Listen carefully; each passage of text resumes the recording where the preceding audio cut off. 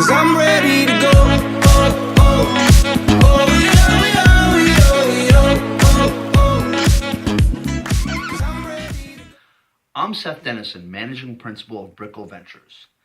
Every week I usually do a Friday wrap-up of the 4 buildings that we've highlighted during the past week. But this week I'm going to do something a little bit different. I have focused previously on one of the buildings in Brickell, the SLS Lux, and I've heard a lot of feedback from people who have asked me as a follow-up to some of the questions that I posed back in July when I first started tracking this building. So I wanted to go over some changes that we've noticed at Brickell Ventures with regard to this asset. On July 3rd, I wrote an article in which the building had 321 units that were still developer owned out of the 450 units in the building, and there were 68 MLS listed units. Several weeks later, on July 28th, I continued following the building, and on July 28th, there was 188 developer owned units of the 450 in the building, and there were 79 MLS listed units. Today, September 7th, there are 48 developer-owned units in the building and 100 MLS-listed units. We estimate an additional 30 units are pocket-listed in this building, totaling 130 units that are on the resale market out of 402 that have been delivered to end buyers. That equates to approximately 32% of the individually held units in this building that are presently for sale. Back on July 28th, we also began looking at the average and the low asking price on the MLS.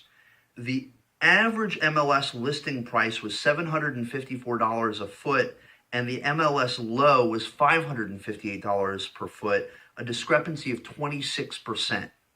Fast forward to September 7th, and the MLS average today is $736, the low is $543, and the variance between those two remains the same at 26%.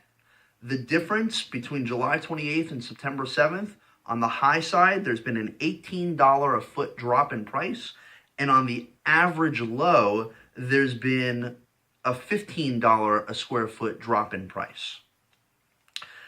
When we reviewed this building in July, no units had yet resold in the resale market. Since then, 2 units in this building have actually transacted on the resale unit market.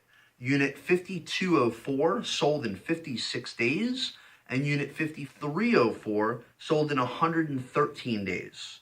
If we average the time for both of these units to sell, it equates to roughly 85 days on the market. That means if we look at just the MLS listed units, of which there are 100, if 2 units sell in 85 days, it would take 4,250 days to sell out the remainder of the units. That's 140 months of supply in this particular building, and that's just on what you see on the MLS.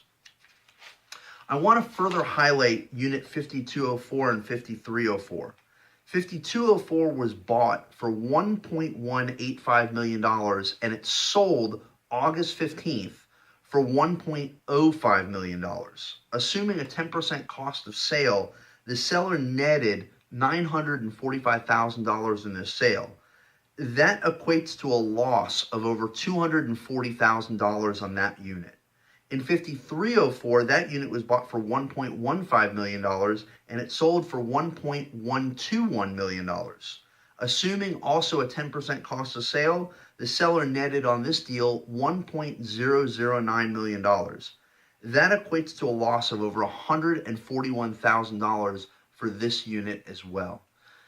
Due to the fact that we continue to see an extremely fast rising inventory on the MLS market, due to the few sales transactions that we have seen, the sellers taking enormous losses in this building, and due to the additional inventory that the developers retain, we believe that this is a building that is worth focusing in on, and SLS Lux is definitely a target of acquisition for Brickell Ventures. If you'd like to learn more, please visit us at brickell-ventures.com.